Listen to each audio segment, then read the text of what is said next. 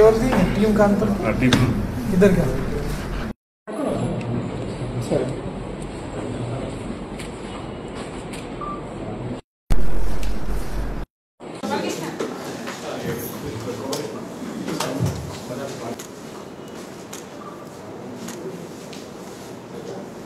Operation trace honourable DGP sir instructions మేరకు ఈ operation trace అనేది ఒకటి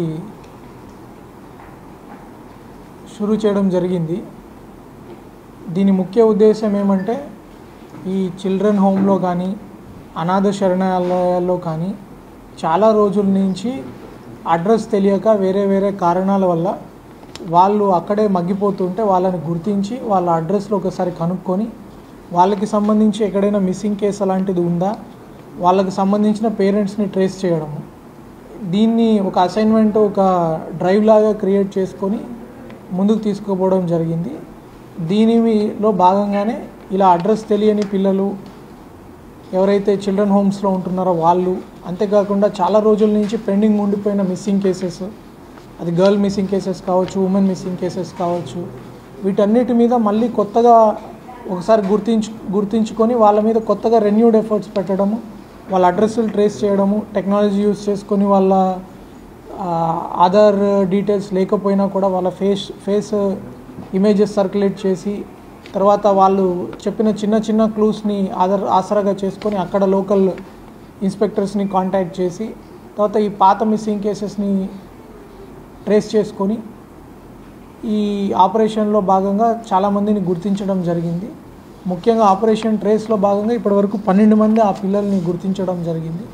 కొంతమంది చెన్నైలో ఎప్పుడో ఆల్మోస్ట్ ఒక 24 నెలల ముందు తప్పిపోయిన పిల్లల్ని కూడా వాళ్ళ పేరెంట్స్కి రీసెంట్గా మన శక్తి టీం వాళ్ళు కూడా గుర్తించి మన ఉమెన్ పోలీస్ స్టేషన్ సిఐ గారు వాళ్ళు అందించారు. అలాగే నిన్న కూడా 6 సంవత్సరాల ముందు ఇక్కడి నుంచి తప్పిపోయిన పిల్లల్ని కూడా గుర్తించి మళ్ళీ వాళ్ళ ఫ్యామిలీకి ఏకం చేయడం జరిగింది. అంతేకాకుండా మన చిల్డ్రన్ హోమ్, మన ఏలూరులో ఉన్న చిల్డ్రన్ హోమ్స్ ఇక్కడ కూడా అడ్రస్ తెలియకుండా ఉన్న 10 మంది చిన్నారులను కూడా గుర్తించారు. వాళ్ళలో 4గురిని ఆల్రెడీ వాళ్ళు లింకప్ చేశారు. 6గురిని ఆల్రెడీ లింకప్ చేయగలిగారు.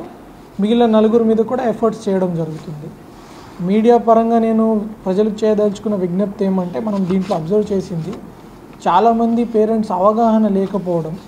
డిఫరెంట్ మైగ్రేటరీ కమ్యూనిటీ ఉంటారు, వాళ్ళకి చట్టంలో వాళ్ళకి ఏమి ఆపర్చునిటీస్ ఉన్నాయో తెలియదు, ఎవరిని అడగాలో తెలియదు. దానివలన వాళ్ళ పిల్లలు ఎక్కడైనా దూరంగా పనిచేయడానికి వెళ్ళినప్పుడు ఒడిశాకు, చెన్నైకు, హైదరాబాద్కి వెళ్ళినప్పుడు అక్కడ ఏదైనా తప్పిపోయినా, అక్కడ ఏదైనా ఆ ట్రేస్ కాకపోయినా ఇంకా అక్కడితో వదిలేసి ఆశలు వదిలేసుకుంటున్నారు. అట్లాంటి వాళ్ళు ఎవరైనా ఉంటే దయచేసి మీ దగ్గరలో ఉన్న పోలీస్ స్టేషన్కి వచ్చి ఫిర్యాదు చేయండి. ఒక మిస్సింగ్ కేసు నమోదు చేసిన యెడల దాని మీద వేరే స్టేషన్స్లో కూడా వెరిఫై చేసుకొని ఇలాంటి లింక్స్ ఏమన్నా ఉంటే ఖచ్చితంగా దొరుకుతాయి. 2, మీకు తెలిసి మీ చుట్టుపక్కల ఎవరైనా అట్లా వాళ్ళ కొంతమంది చిన్నపిల్లలు అయి ఉండొచ్చు. చిన్నపిల్లలు కాబట్టి వాళ్ళకి స్టార్టింగ్లో ఒక భాష తెలుస్తుంది, కానీ over a period of time 2 ఏళ్ళు 3 ఏళ్ళు వాళ్ళు వేరే భాషలో ఉండిపోతే ఆ భాష నేర్చుకొని వాళ్ళ సొంత భాష మర్చిపోవచ్చు, లేకపోతే వాళ్ళ తల్లిదండ్రుల పేర్లు కూడా పూర్తిగా చెప్పలేకపోవచ్చు, లేకపోతే వాళ్ళ ఊరి పేరు పూర్తిగా చెప్పలేకపోవచ్చు.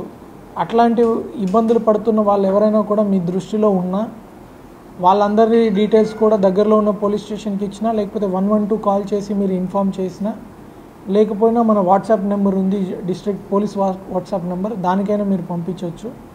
వాళ్ళందరినీ ట్రేస్ చేయడానికి మనము మళ్ళీ రెన్యూడ్ ఎఫర్ట్స్ చేయగలమని భావిస్తున్నాము. ఇంకొకటి, ఇలాంటి చిల్డ్రన్ హోమ్స్లో కానీ, స్కూల్స్లో కానీ, కాలేజెస్లో కానీ ఎక్కడైనా ఇట్లా పేరెంట్స్ ట్రేస్ కానీ వాళ్ళు ఎవరైనా ఉంటే టీచర్స్ కానీ, ఐసీడీఎస్ సిబ్బంది కానీ, చైల్డ్ వెల్ఫేర్ నుంచి కానీ, ఆ హోమ్స్ రన్ చేసే వార్డెన్స్ కానీ పోలీసులకి తక్షణ సమాచారం అందించాలని కోరుకుంటున్నాను.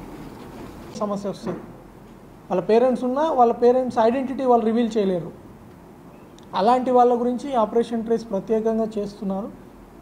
ఏదైనా మీ పిల్లలు అట్లా ఎప్పుడైనా మిస్ అయిపోయిన వాళ్ళు ఎవరైనా ఉన్నా కూడా ఆ ఫొటోస్ మీరు దగ్గర ఉన్న పోలీసులకు అందజేసిన యెడల వాళ్ళు నేషన్ వైడ్ కూడా మొత్తం సెర్చ్ చేసి వాళ్ళని మీకు అందించడం జరుగుతుంది.